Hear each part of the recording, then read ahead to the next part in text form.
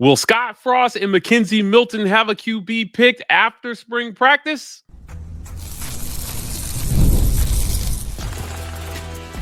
You are Locked On UCF, your daily podcast on the UCF Knights, part of the Locked On Podcast Network, your team every day. Welcome on into Locked On UCF, your daily UCF podcast. I'm your host, Mike G, and thank you so much for making Locked On UCF your first listen of every day and first listen of the new year. Andrew, how was your New Year's, man? Oh man, it was great. Got to see fireworks from the house, just go right down the driveway. Great way to start in the new year, especially with my Ohio State Buckeyes destroying the Oregon Ducks. That was beautiful. I love it.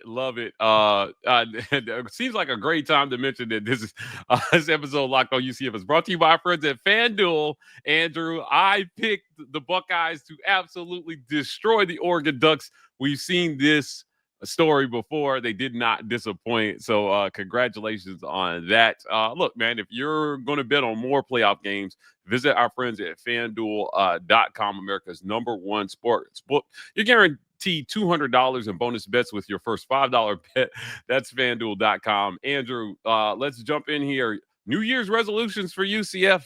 I thought long and hard about these. What the resolution should be. Now, we've talked about ceiling and floor for UCF, and you seem to think 6-6. I was more in the 7-5 camp. But I think that for New Year's resolutions for UCF, on my New Year's resolutions list, I just want offensive competency. I want good offensive play calling. It feels like UCF struggled with that. Gus was, do I call plays? Do I not call plays? I want to see Scott Frost in his bag calling plays for UCF and making them more of the offensive powerhouse that we expect them to be with him as head coach. Mine's kind of based on that, but a little more big picture. Mine is going streaking. And I, based on that, is restart the bowl game streak, get back to a bowl game, and also bring back the home field advantage that made playing in the bounce house such a dangerous place to be. In 2016 and all the way, it was kind of iffy, and then into 17 all the way into 2022. Playing at UCF was almost a guaranteed loss for the opponent. They need to start bringing back that. If they can build another home winning streak, I mean, obviously that'll help lead towards a bowl game, but that would really, make, Orlando that much more a difficult place for opposing teams to play. I think that the enthusiasm that we saw around NIL points to that, right? So there were some articles written about the influx of cash that has hit UCF since Scott Frost's hire. I think that spills over to the fans, Andrew, in the bounce house. And I think for that first game, one of the key indicators of fan enthusiasm and making that home field advantage what it once was is spring practice turnout. How many fans go out to see what this version of the UCF Knights are going to look like? And, I'm expecting a good turnout at spring practice this year. What we've heard around the program and from people who are donating to the program about Scott Frost and the excitement over his hire. Well, I mean, I've had a kind of a love-hate relationship with spring games. I've been to them. They're fun to look from a scouting standpoint. It's really largely just fan service. And the last time we had a huge turnout, materially huge turnout for a spring game, was in 2016, Scott Frost's first year. So we've already gone with the concept of what's old is new. So, if there's a strong spring game, which I think there will be, fan apathy was setting in the second half of 2024, even started creeping in 23. Towards the end when things were going through a falling apart 5-game losing streak, they needed a shot in the arm. And you're right. This has excited the fan base. There has been an influx of cash. Just look at the transfer portal people, the players that are coming in. They just got a new transfer. They're already up to 19. Sincere Edwards, who was a guy who was committed to UCF last year until late into the process before jumping over to Pitt. Well, guess what? Now he's coming back to UCF. So you're seeing players, making these moves where they had considered UCF, they left didn't commit to the program for whatever reason. Well, now they're in the portal and they're looking at Orlando again. Could it be dollars? Sure, there could be dollars involved. There has to be dollars involved, but they were also already interested in the program to begin with. So now they're leveraging, hey, come back to Orlando. It's a great place to be. And we've got this whole new program, be part of it. And that's really not just getting the fans excited, but it's getting these players excited. Yeah, I agree. And I think that when you look at the work that they're trying to do in the portal right now, we noted on our last episode that the portal is closed, but if you're already in the portal, you can still pick a program. So there's still some work that they have left to do here, solidifying that spring roster. And here's my feeling about spring games, Andrew, is that you have a chance to show that you are fundamentally sound, that you have a team that can throw and catch and can execute the base concepts of this offense. Now, a lot of coaches feel like, I don't want to show anything at my spring game, right? I don't want to show my hand. I don't want people to know what's coming. I'd be interested to see. But in your time covering UCF, how do you expect that he's going to handle this? Well, there's so many new players coming in, new faces. It's basically a new team. You're going to have to use the spring practices and to an extension, the spring game as a way. You have to use it for evaluating and seeing what kind of skill set you really have.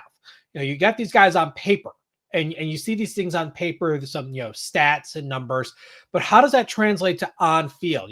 Does he have, how's the breakaway speed? How's the vision, look when he's actually, when the player's actually lined up, in the backfield or on the line, there's pieces like that. So I don't think there's gonna be so much tipping of the hand because they're still gonna be building the playbook, by spring practice. It's not gonna be all locked down. Okay. There's still gonna be evolution going on, especially because you've got the second spring portal window that's going to open up and you're going to be bringing in more players based on what you see, because you're going to use the spring practices and the spring game to evaluate, okay, here's what I got, here's what I still need. Yeah, I agree. Look, there's some things that you can accomplish in the spring in terms of fan engagement and booster enthusiasm. I've been to my fair share of spring games, Andrew, and I can tell you it never hurts to wow with the deep ball or show off the player that nobody knew you had on the roster, right? Spring is where a lot of players think about this. A lot of players, it's the biggest game they've ever played in. Right. Since high school. Is if you're a freshman and you're playing in your first spring game, the spring game is a big deal. So you're going out there and it still counts. It's still under the lights in my book. And it's your first audition to say, hey, look, I may be able to do this on a bigger stage and help this team this year. That's what the spring means to me. And I think that this spring practice serves to be likely one of the most exciting UCF has seen, like you said, since 2016. Yeah, I remember back in the 2021 spring game, I had a chance of being in the press box and evaluating. There was two players that jumped out at me. One was wide receiver Ryan O'Keefe, who I expected to have a huge year, a breakout year, and he did. I also highlighted this guy who transferred in the previous year. His name was RJ Harvey, and I was a fan in the spring game of 2021. I said, this guy is raw, but his ceiling is absolutely huge. I mean, if this guy's looking this good as a very raw running back, give him a few years, he's going to be outstanding. If you actually look up back in 2021, my spring game recap, those two were all-stars in my game or my write-up because of how they did at the game. And lo and behold, those were two great players. O'Keefe had a great career at UCF before transferring away to Boston College. And Harvey, enough said. We've seen what he can do and has done. I mean, you don't have to rehash the history that he created. So you can see your future stars even before they become stars at the spring game.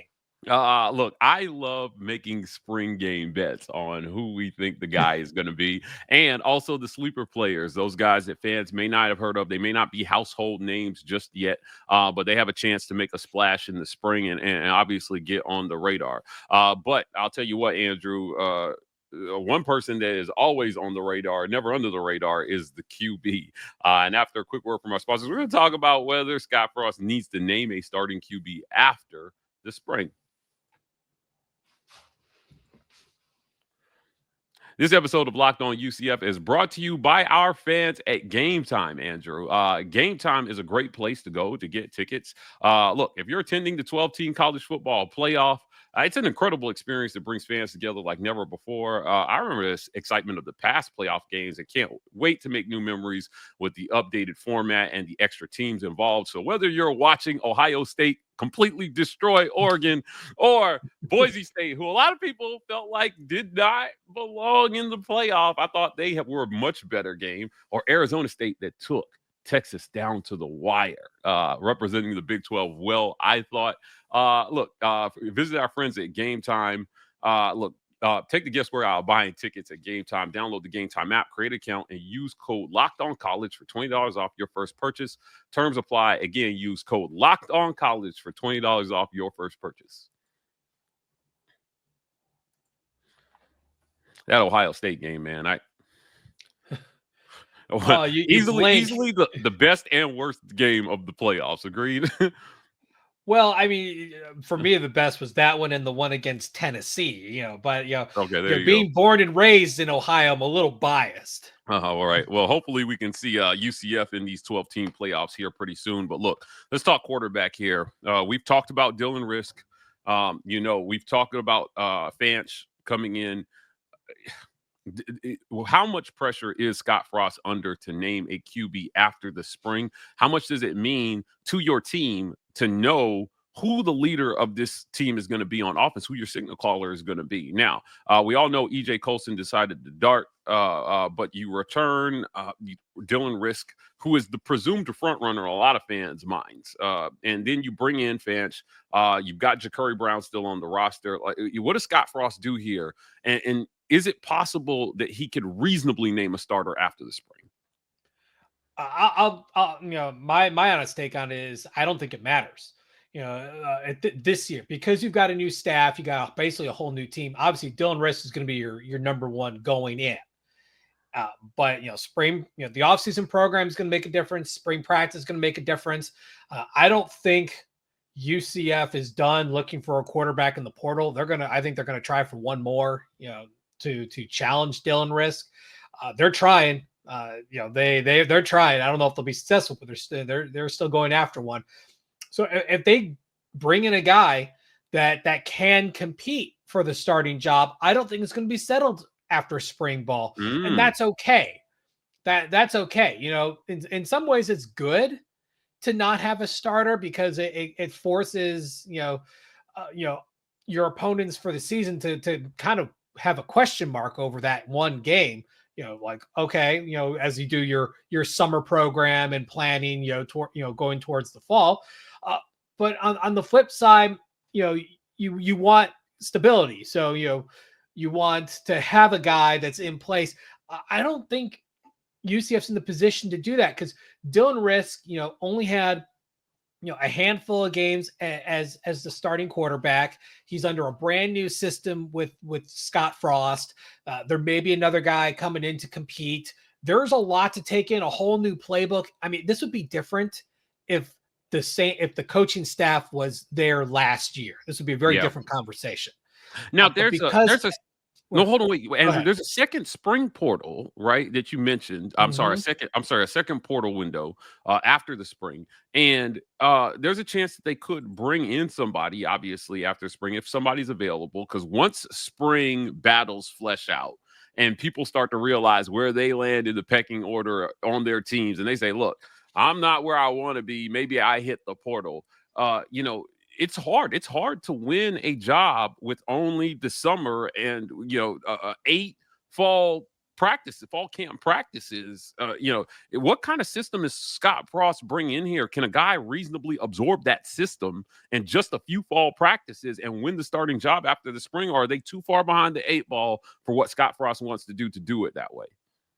Well, I mean, that's a bit of a loaded question because it really depends on what kind of guy comes in. As you know, quarterback is a very cerebral position. Yeah. And you can be the most physically talented quarterback. Take a guy like Jameis Winston in the NFL, incredibly physically talented as a quarterback, but makes so many boneheaded throws that turn into turnovers. So you need a guy who can think on his feet and make those plays. May not be the strongest physically, may not have a cannon for an arm, but if he makes smart throws, smart plays, that's the kind of guy you want out there to lead your team, because you can make up smaller plays versus a turnover. So I don't think this is done, especially because of that second portal window. If they're satisfied with what they have after the spring, they'll ride with it. If they're not, they're going to look. And at that point, after a spring game, if Dylan struggles and they're just not satisfied with what they have, they can probably reach out to some of their more wealthy benefactors and say, hey, we're going after a quarterback. What we have is we need someone else. And you have a better chance of rallying the financial troops to make that happen if you have something tangible in front of you, which is the results of the spring game. Yeah, I think that it depends a lot on who's in that second portal window. Obviously, does that guy move the needle for the guys with the money? Is it somebody that Scott Frost can convince the money people? Yes, give me the cash I need to go get this guy because he's going to be my guy. It also points to how complicated these races have become. Because once you factor in NIL and the money commitment, look, the situation Dylan Risk is in right now is he probably didn't get a huge NIL deal to come to UCF. I think we can both agree. And if he's not renegotiating his deal now, there's always the chance that they bring in somebody that they put a significant financial commitment behind. And then you're tied to that guy. That guy has an edge no matter what. I have questions about how Scott Frost will manage this. We've seen coaches on different levels of college football get tied to a guy that they brought in from the portal and paid a bunch of money, Andrew, and he's failing week after week, but they won't go to their backup because they asked we saw it last year for $1 million. Yeah. We saw it last year with KJ Jefferson. They moved quite a large amount of money over to him to have him step in, and it didn't work. And Gus was resistant to making a move for a while. And by the time he did, the season was already starting to unravel. Yeah. So you're right.